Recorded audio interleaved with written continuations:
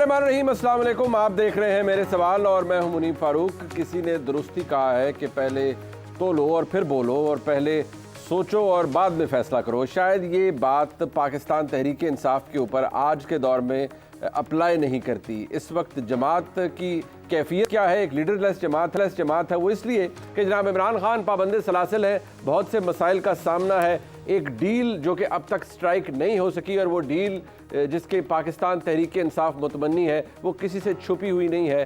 सारा इनकलाब, जैसे मैं हमेशा कहता हूँ, वो एक लाइन के अंदर समा जाता है कि भाईजान मेरी सेटिंग करवा दीजिए। ये है पूरा इनकलाब जिसके गिर्द पाकिस्तान तहरीक इंसाफ की सियासत घूम रही है। लेकिन पाकिस्तान तहरीक इंसाफ का दावा शुरू होता है 180 सीटों से।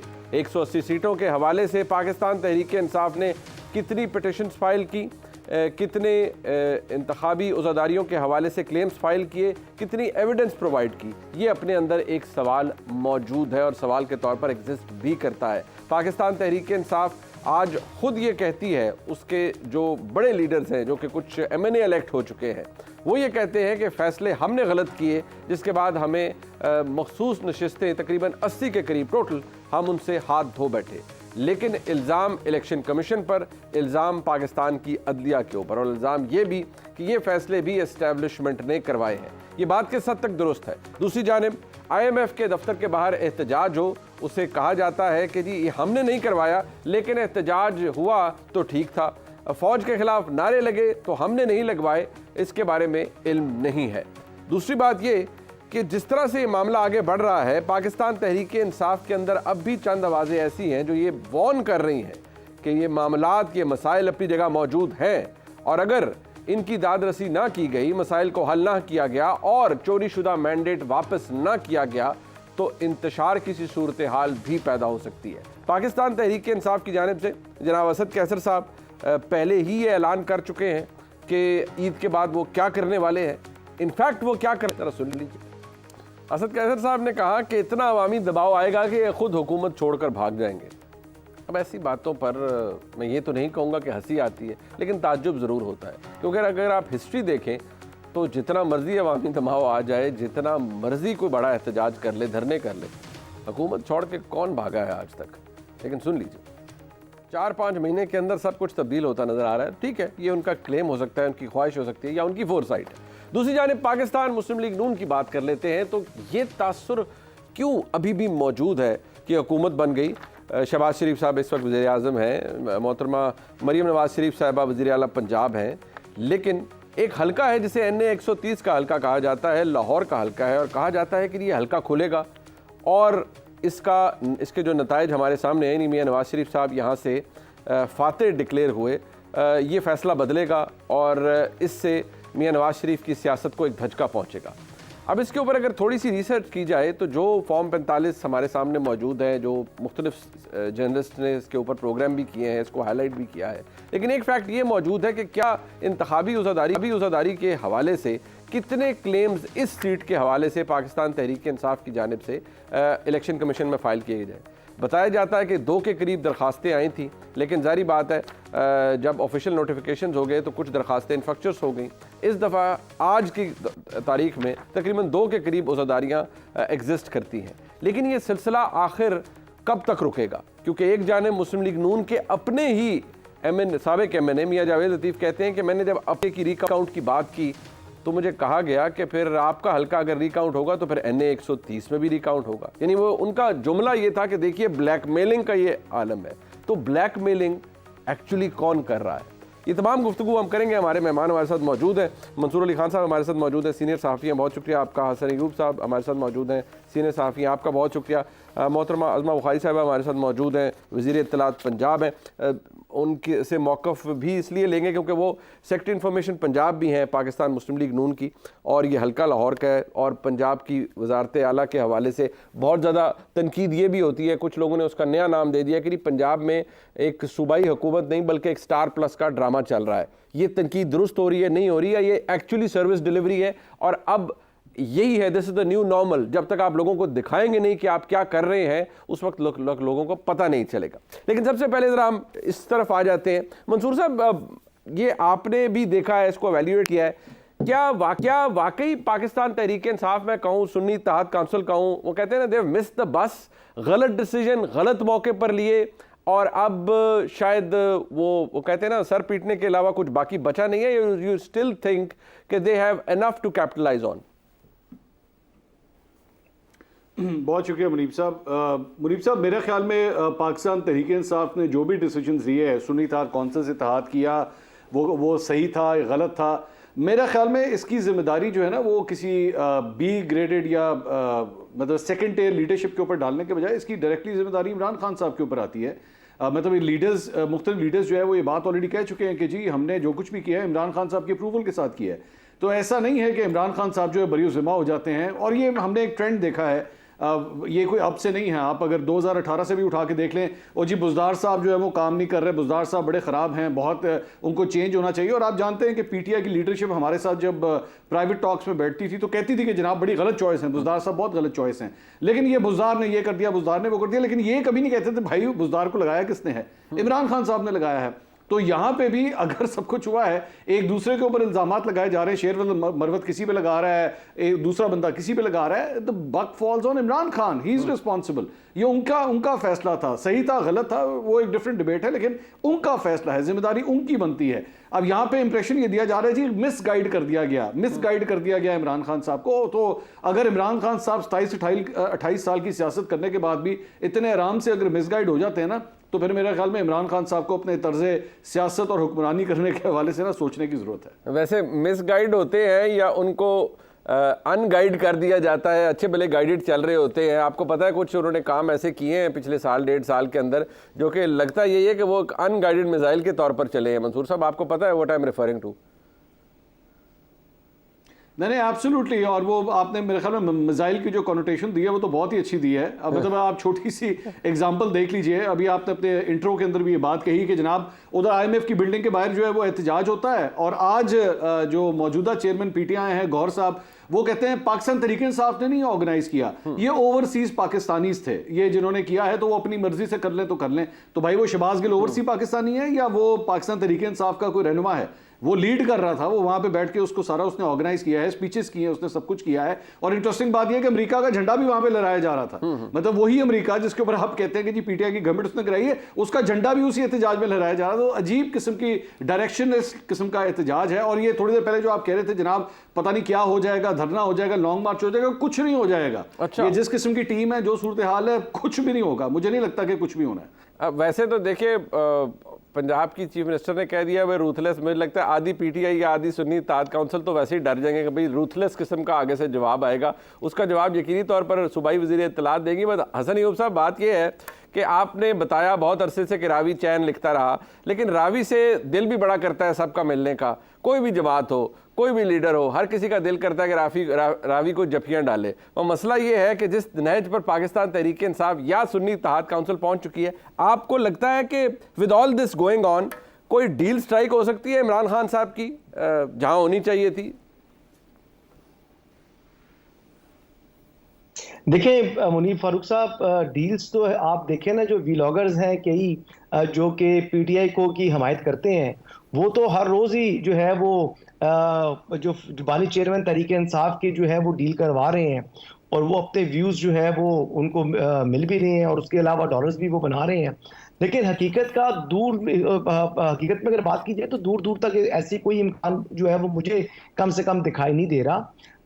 डील तो मतलब मुमकिन ही नहीं है। देखिए अभी तो बेसिकली कॉन्फिडेंस बिल्डिंग मेजर्स जो हैं वो भी हमें देखने को नहीं जो है वो नजर आ रहे। जैसे अभी आपने बताया कि IMF के ऑफिस के बाहर वो अफ्तार पार्टी जो उन्होंने की, और वहां पर जिस किस्म की नारेबाजी की और जिस किस्म की तनकीद का निशाना बनाया इस्टेब्लिशमेंट को भी, तो ऐसी सूरत हाल में कोई क्यों करके इनसे जो है वो डील करेगा।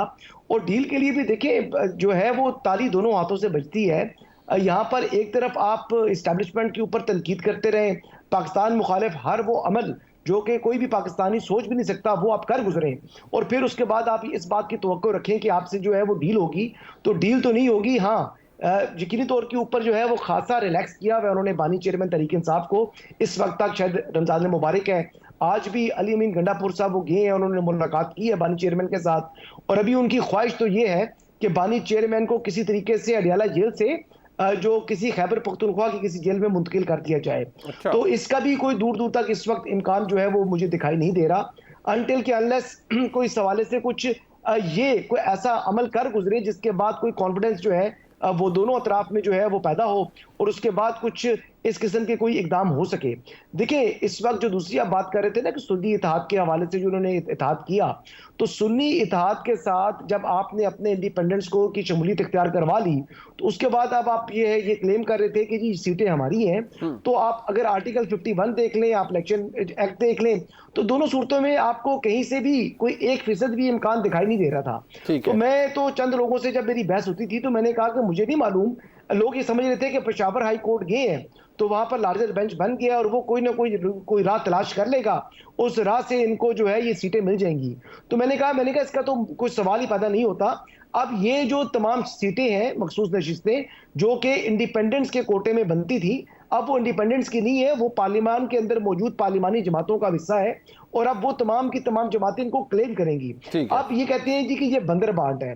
मेरा सवाल ये है कि क्या बंदरबांट ये किस तरीके से है, कोई इसका मुझे कोई आज तक जवाब नहीं दे सका, लेकिन सिर्फ वो ये जोर देते हैं इस बात पर, इस बात का जो है वो कहते हैं जी कि क्योंकि हमारे लोग जीते हैं तो वो हमारा हिस्सा बनता है। तो ये शायद हिस्सा नहीं बनता। अब ये सुप्रीम कोर्ट में भी जाकर अपना शौक पूरा कर लेंगे और सुप्रीम कोर्ट में भी इनको ये मखसूस नशिस्तें नहीं मिलनी, ना केपी में, ना पंजाब में, ना सिंध में, ना वफाक में। बट ये अपनी जगह बात मौजूद है। अज़मा बुखारी साहबा, जारी बात है चीफ मिनिस्टर ने कहा और उस लफ्ज़ को बड़ा कहा गया कि ये इलेक्टेड ऑफिस की तरफ से नहीं आना चाहिए, चीफ मिनिस्टर की जानिब से नहीं आना चाहिए था, इतना सख्त रिस्पॉन्स सियासी जमातें इंगेज करती हैं, बट वो एहतजाज करना चाहते हैं। आपकी हुकूमत, आपकी जमात, चाहे वज़ीर आज़म हो चाहे वज़ीर आला पंजाब हो, वो आपको मैंडेट चोर हुकूमत कहते हैं। तो अगर आपको वो जिस तरह भी एक्यूज़ करें, आप एहतजाज का रास्ता उन्हें देंगे कि भाई ठीक है ये डेजिग्नेटेड एरियाज़ हैं, यहाँ एहतजाज कर लें? क्योंकि उन्होंने, मैं नहीं कहता उन्होंने अपने फेस सेविंग के लिए एहतजाज करना है या वाकई अवामी जोश की वजह से करना है, लेकिन आपको उनका रास्ता नहीं रोकना चाहिए। तमाम पॉलिटिकल कमेंटेटर्स, आपके बहुत से कुलीग भी ये कहते हैं कि एहतजाज का हक आपने उनको देना है और देना भी चाहिए। क्या आप एहतजाज तक का हक देंगे उन्हें?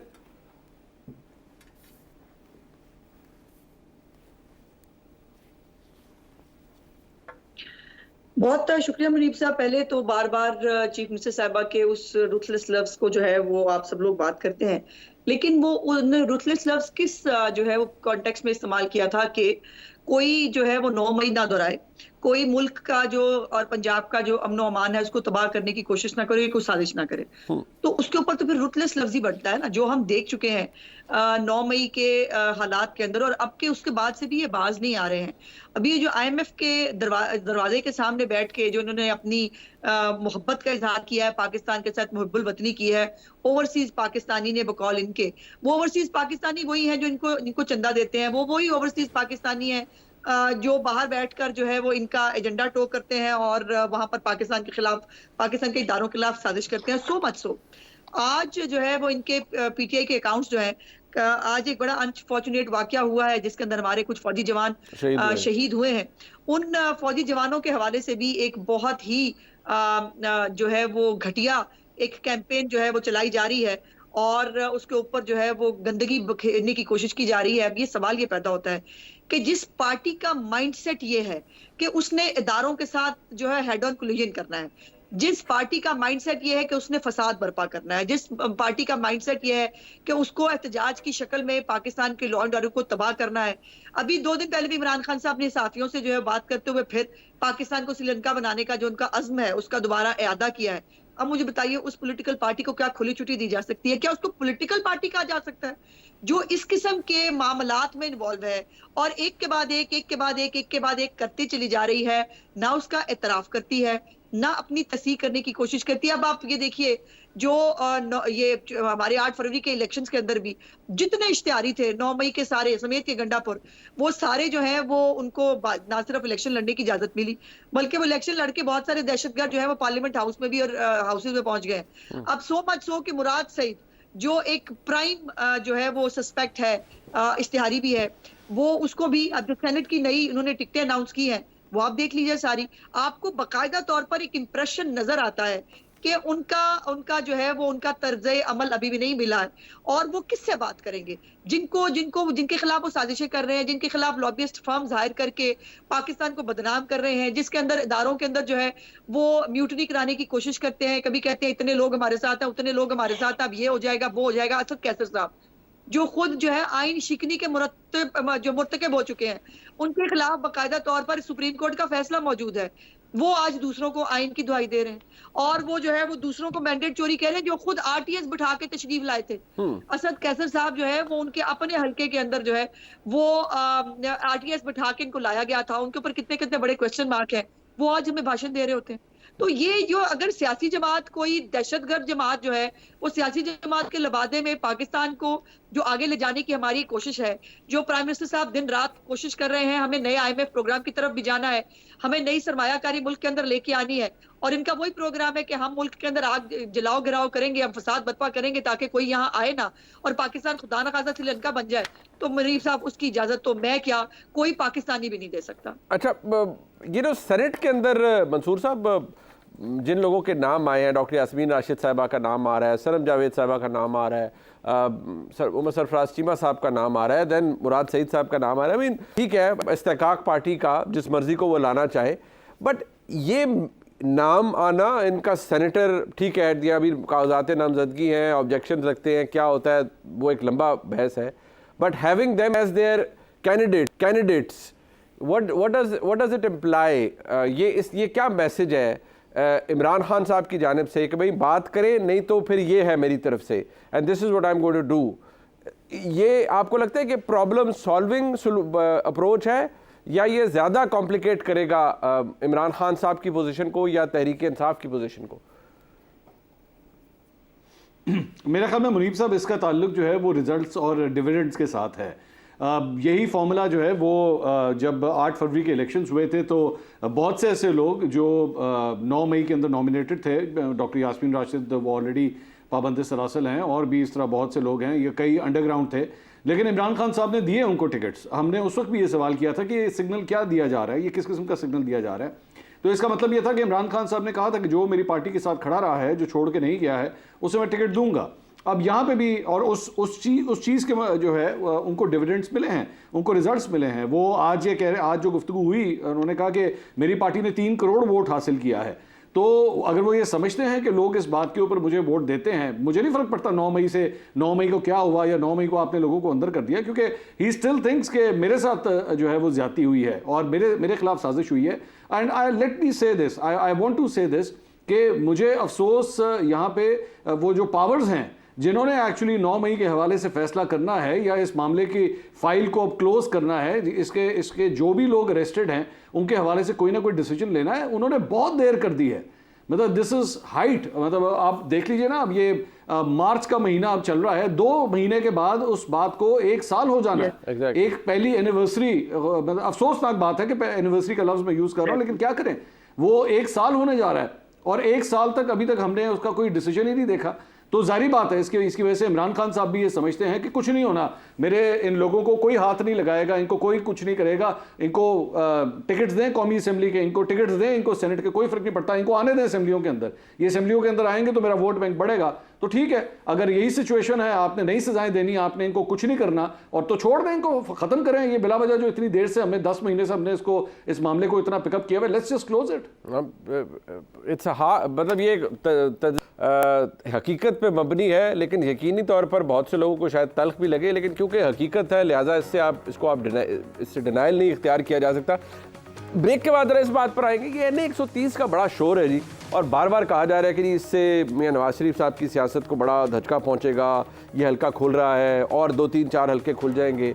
मैं हमेशा अर्ज़ करता हूं कि हल्का खुलना है तो उसके लिए कानूनी तौर पर मामलात बड़े दुरुस्त है, कोई over and above the constitution या ओवर एंड अबव लॉ तो कुछ नहीं हो सकता। ब्रेक के बाद बात करते हैं, बस आते हैं।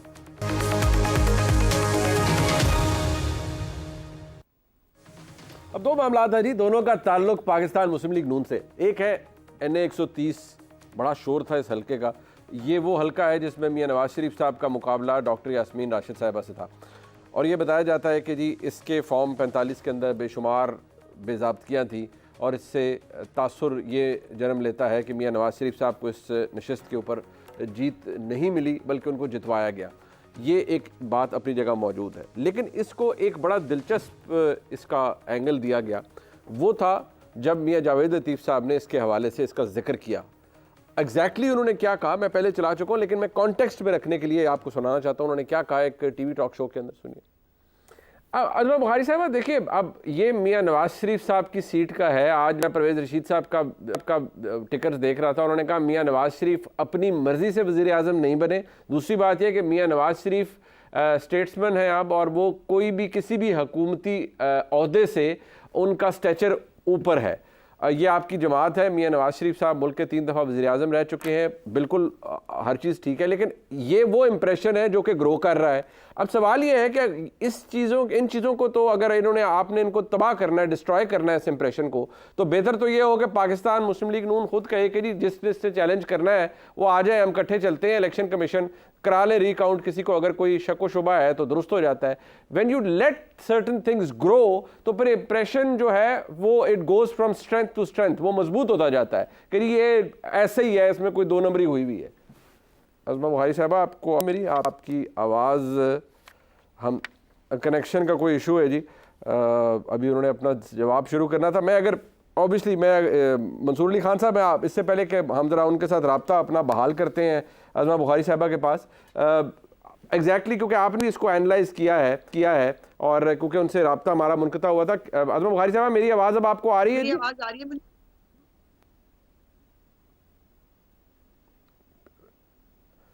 जी बिल्कुल आ रही है। अच्छा चले, आप मुझे जो सवाल मैंने पूछा था अगर पहले आप उसको रिफ्लेक्ट कर पाए उस पर।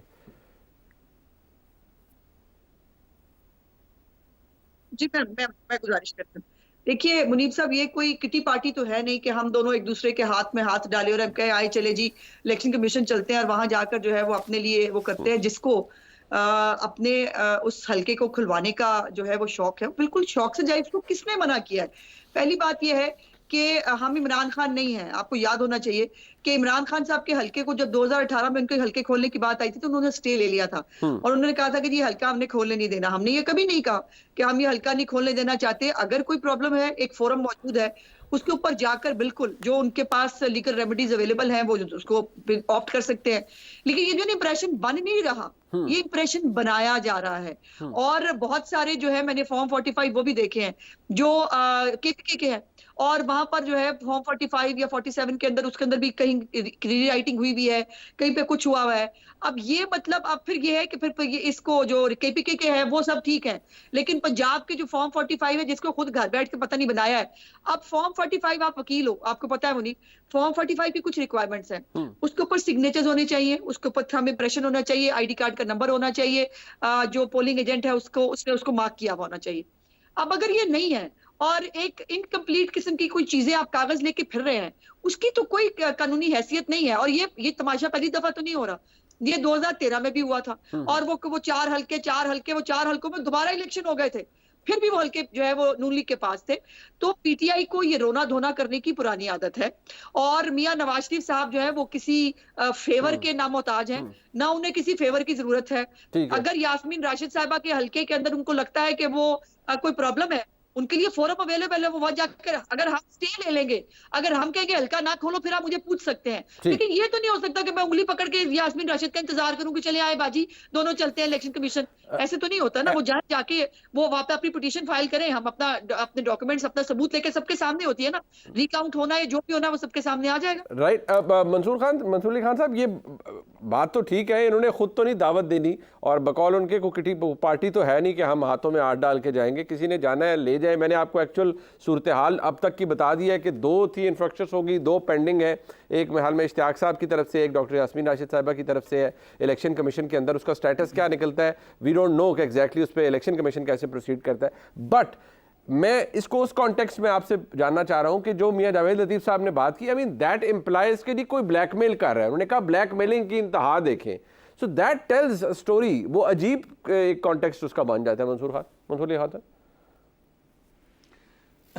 मैं अज़मा साहिबा के साथ जो है वो इजहार हमदर्दी करते हुए एक सजेशन दूंगा कि नून लीग की जानिब से आजकल पाकिस्तान के 8 फरवरी के इलेक्शंस के हवाले से जितना सच नून लीग के हारे हुए सियासतदान बोल रहे हैं ना, वो जीते हुए सियासतदान नहीं बोल रहे। हारे हुए सियासतदान जो है वो काफ़ी हद तक सच्ची सच्ची बातें बता रहे हैं कि एक्चुअली ये इलेक्शंस किस तरह हुए थे। देखिए, अज़मा साहिबा का आर्ग्यूमेंट अगर ले लिया जाए ना कि जी ठीक है, ये कोर्ट में जाएगा, ये ट्रिब्यूनल्स के पास जाएगा, उसके बाद देखते हैं कि रिजल्ट क्या आएगा, ठीक है, ये उनका राइट है। मेरे ख्याल में शायद मैं भी उनकी जगह होता और इस पार्टी से ताल्लुक़ रखता तो शायद मेरा भी जवाब यही होता। लेकिन जब आप ये आर्ग्यूमेंट देते हैं ना, तो आपको पता है आप क्या करते हैं, आप 2018 के इलेक्शंस को वैलिडेट कर देते हैं। वो किस तरह वैलिडेट कर देते हैं, क्योंकि उन इलेक्शंस के हवाले से भी किसी कोर्ट ऑफ लॉ ने अभी तक कहीं नहीं कहा कि जनाब इसमें धांधली हुई थी। लेकिन आप कहते हैं आरटीएस बिठाया गया, आप कहते हैं कि इमरान खान को सीटें दिलवाई गई, और उसकी वजह यह है कि हमें उसके सबूत जो है वो टेबल के ऊपर नजर आते हैं कि हाँ, आपकी बात के अंदर वजन है। इसी तरह यहां पे भी फॉर्म 45, मैंने खुद NA 130 के जितने फॉर्म 45 थे दोनों साइड्स के, इलेक्शन कमीशन ऑफ पाकिस्तान के भी और पाकिस्तान तहरीक इंसाफ के भी, मैंने उसको बैठ के वैल्यूएट किया। उसमें से 30-35 तो हमने एक सैंपल के तौर पे सामने रखे, भी क्लियर कट नजर आ रहा है कि उसके अंदर जो है ना बड़े बड़े पैमाने के ऊपर जो है वो धांधली हुई है, बड़े पैमाने के ऊपर जो है उसके अंदर हाथ फेरा गया है। जो किस तरह फिगर्स को जो है वो चेंज किया गया है। अभी हमने एक हल्का खोला था, एक और हल्का जो है इंशाल्लाह कल हम खोलने लगे। तो इन इलेक्शंस के ऊपर डाउट्स हैं, इसका ये जवाब बड़ा कमजोर जवाब है। अच्छा जी, चले जाए ना इलेक्शन ट्रिब्यूनल, देखते हैं वो क्या फैसला देता है। वो आपने भी उस वक्त आरटीएस के हवाले से किसी ने फैसला नहीं दिया था, लेकिन आपने कहा कि आरटीएस बैठा, आपने कहा कि ये साजिश हुई, आपने कहा कि हमारी सीटें हमसे छीनी गई, और हमने आपकी बात पे यकीन किया था उस वक्त। अगर हसन अयूब साहब, एक इसके अंदर एक आर्ग्यूमेंट ये है कि बार बार ये तासुर अपनी जगह पर इसको बड़ा अच्छा चले, मैं हसन साहब अगर आप 1 मिनट अपना दे दें। जी अज़मा साहब, आप रिफ्लेक्ट कर लें। मैं मुनीब सिर्फ 2 लाइनें आपकी इजाजत से। जी, मैं पहले तो ये कहना चाहती हूँ कि मेरा ख्याल है कि ये इलेक्शन ट्रिब्यूनल्स की बजाय ये जिम्मेदारी हम सब मिलके मंसूर अली खान साहब को दे देते हैं कि वो जो है वो ये जो है इसको देख लें, फॉर्म 45, 47। अब इनकी तरफ से फॉर्म 45 जो इन्होंने देखे, अल्लाह जाने वो कहाँ से आए थे, वो किसने बनाए हैं, और ये जो वो कह रहे हैं इनकी बिल्कुल उसके ऊपर, लेकिन अभी तक 8 हल्के जो है उसको काउंट हुआ है, और वो 8 हल्कों के रिकाउंट के ऊपर वो तमाम सीटें नून लीग को वापस मिली हैं। तो इसका ये मतलब भी तो है ना कि हमारे साथ ज्यादती हुई है। जो एक ये जो धांधली का नरेटिव पहले ही आपको याद होना चाहिए बिल्ट हो रहा था, हमें इलेक्शन लड़ने की इजाजत नहीं मिल रही, हमें फलाना नहीं हो रहा, अचानक से 8 फरवरी को इनके लिए जो है वो सब कुछ जस्टिफाई हो गया और हम जीत गए हैं। जी, हम जीत गए हैं। केपीके के अंदर जो है वो किसी को प्रॉब्लम नहीं होता, केपीके के अंदर बहुत सारे जो है फॉर्म 45, 47 के अंदर प्रॉब्लम्स है, लेकिन यह है कि हमने बिल्कुल 2018 में कहा कि आरटीएस बैठा भी था, हमने बिल्कुल चैलेंज किया, लेकिन हमने कहीं फसाद बर्पा किया, हमने क्या निजाम को तलपट करने की कोशिश की, कहा हमने जो है वो असेंबलियों को रैप अप करने की बात की, ब्लैक एंड व्हाइट की बात हो रही है ना, जो है हम नहीं मानते, हम जा रहे हैं फसाद। यहाँ फसाद की बात ही नहीं हो रही, हम तो फसाद को भी डिस्कस भी नहीं कर रहे, हम फसाद को नहीं डिस्कस कर रहे। ठीक है, मूविंग ऑन। ठीक है, आपका आर्गुमेंट आ गया, मूव फॉरवर्ड। ठीक, अच्छा, मैं हसन अयूब साहब, बात ये है कि ये वो उज़मा बुखारी साहब फरमा रही हैं कि जी देखें, रिकाउंट में हमारे हल्के निकल रहे हैं और हमारे लोग जीत रहे हैं, 8 के 8 जो उन्होंने गिनवाए हैं। ये वो कहते हैं ज्यादती तो फिर हमारे साथ इलेक्शन डे पर हुई है। तहरीक इंसाफ कहती है जी ज्यादती हमारे साथ हुई है। मसला ये है कि तहरीक इंसाफ बताती है कि हमारे साथ ज्यादती हुई और उनका इशारा किसी तरफ होता है, पता नहीं मुस्लिम लीग नून का इशारा किस तरफ है, मियां जावेद लतीफ़ साहब का या कुछ हारे हुए कैंडिडेट्स का इशारा तो ज़ाहिर बात है पता है कहाँ है कि किस पे लकीर लगी, क्या हो गया। बट आप क्या कहते हैं, आपको क्या लगता है कि ज्यादती एक्चुअली किसी के साथ हुई है इस इंतखाब के अंदर? देखिए, ज्यादती हुई है या नहीं हुई इसका तायुन अब मैं तो नहीं कर सकता। यहाँ पर तो जाहिर बात है तमाम सियासी जमातों की अगर आप बयान सुने, बिलखसूस मौलाना फजल रहमान के हवाले से, तो वो तो बड़े सीरियस क्वेश्चन जो है वो उठा रहे हैं और उनकी जो ग्रीवियंस है वो यानी बलूचिस्तान के हवाले से सुन लें या आप केपीके के हवाले से सुन लें, तो वो तो इशारा जो है वो इसी तरफ जा रहा है कि वो फेवर दी गई है पाकिस्तान तहरीक इंसाफ को। लेकिन अब हालात आपको ग्राउंड रियलिटीज तो आपके इल्म में ही है कि कितनी को फेवर दी जा सकती थी उन हालात के अंदर पाकिस्तान तहरीक इंसाफ को। लेकिन ये तमाम चीज़ें तो तभी इनका तयन होगा जब हल्के खुल जाएं और हल्के खोल कर तो उनकी वोटों की दोबारा गिनती की जाए। देखिए, फॉर्म 45 के ऊपर हेस्ट के अंदर जब कई दफ़ा रिटर्निंग ऑफिसर लिख रहे होते हैं तो वो ओवर राइटिंग करते हैं। ये बड़ी मामूल की चीज़ है। अगर मैं आपको एक दरखास्त लिखने के लिए दे दूं मुनीब साहब, आप बड़े अच्छे वकील हैं, जब आप लिख रहे होंगे हेस्ट के अंदर तो 3, 4, 5 जगहों पर ऐसी यकीनी तौर के ऊपर आप ओवर राइटिंग कर जाएंगे। तो ये चीजें तो होती हैं, लेकिन इसमें यानी इस बात का जो दरखास्त लिखने पे और इलेक्शन का नतीजा लिखने में बड़ा फर्क होता है। दोनों की इम्प्लीकेशंस बड़ी मुख्तलिफ होती हैं, दोनों का भार भी बहुत ज्यादा होता है। नतीजे भी हमारे ही लोग हैं ना। 2018 मुनीफ फारूक साहब, मैं आपको एक सच्ची बात बताता हूँ जी, जी, कि जी। इलेक्शन से पहले, इलेक्शन की से 2 दिन पहले, यानी वोटिंग से 2 दिन पहले, अब मुझे कितने जो है वो सरकारी अफसरान ने अप्रोच किया और वो कह रहे थे कि किसी तरीके से उनकी ड्यूटी जो है वो कैंसिल हो जाए। कोई कहता था मेरी कमर में दर्द है, कोई कहता था जी कि मेरी फैमिली की मजबूरी है। तो ये जो है वो बिल्कुल दिल के साथ, हालांकि ट्रेनिंग कर चुके थे वो लोग, वो अमला 16-17 ग्रेड का जो अफसर था वो ट्रेनिंग कर चुका था, लेकिन इसके बावजूद वो इलेक्शन ड्यूटी को वो एक फटीक समझते हैं, एक यानी एक किस्म की मुशक्कत समझते हैं, जिसमें वो कोई दिल से काम नहीं कर रहे थे बहुत से लोग। तो यानी ये अब मतलब मैं तो पिन पॉइंट नहीं कर सकता कि जो हल्का 130 है, NA 130, उसमें जिन जिन जो प्रिजाइडिंग ऑफिसर्स ने ओवर राइटिंग की है, अगर की है तो, या बाजोड़ के अंदर जो मैंने फॉर्म 45 देखे हैं वहां पर भी बहुत सी जगहों पर ओवर राइटिंग हुई है। तो इसका तायुन तो एक ही तरीका है ना कि आप फिर वो थैले खोलें और थैले खोलकर जो वोटे की जो गिनती है, वो वोट्स को आप जो है उनको शुमार कर लें। तो फिर अगर नवाज शरीफ साहब हार रहे होंगे तो वो हार जाएंगे, अगर वो जीत रहे हैं तो वो जीत जाएंगे। लेकिन इसके लिए रीकाउंटिंग के लिए भी, यानी हल्के खोलने के लिए भी एक सर्टेन एविडेंस उन्होंने जो है वो इलेक्शन ट्रिब्यूनल को देना है, इलेक्शन ट्रिब्यूनल को सेटिस्फाई करना है, उसके बाद इलेक्शन ट्रिब्यूनल से इस किस्म का ऑर्डर लिया जा सकता है। लेकिन सिर्फ कह देना और यानी और बैठ के क्या देना है, जैसे मंसूर भाई, जैसे मंसूर अली खान साहब अभी फरमा रहे हैं कि जी उनको बहुत सी जो है वहां पर जो है गलतियां नजर आई हैं, तो यकीनी तौर पर गलतियां हो भी सकती हैं और ऐसा भी हो सकता है कि वो गलतियां नहीं थी, वो सिर्फ ओवर राइटिंग थी और एक्चुअल जो वोटें अंदर से रिफ्लेक्ट करें सेम रिजल्ट। तो ये तो इसका तायुन बैठकर ना मैं कर सकता हूं, ना मंसूर साहब कर सकते हैं, ना आजमा साहब कर सकती हैं, और ना मुनीफ फारूक साहब आप कर सकते हैं। बिल्कुल अब नहीं कर सकते, लेकिन किसी रेलेवेंट फोरकास्ट होना है। बदकिस्मती से हमारे पास वक्त कम है, लेकिन हम इसको दोबारा ज़रूर एड्रेस करेंगे। पंजाब की वजारत आला जब से मरीम नवाज शरीफ साहिबा ने संभाली है, उसका मवाजना बहुत जल्द होगा, यानी 1 महीने का टाइम होगा, पता चलेगा ना खैबर पख्तूनख्वा के साथ उनका मुकाबला है, बाकी 3 सूबों के साथ पॉजिटिव कॉम्पिटिशन कि क्या अच्छी परफॉर्मेंस 1 महीने में किस वज़ीर आला ने कौन सा अच्छा काम किया है 1 महीने के अंदर। इस पर ज़रूर हम प्रोग्राम करेंगे। आज का प्रोग्राम आपने देखा, फीडबैक ज़रूर दीजिएगा। अपने मेहमानों का शुक्रिया अदा करते हैं। खुदा हाफिज़।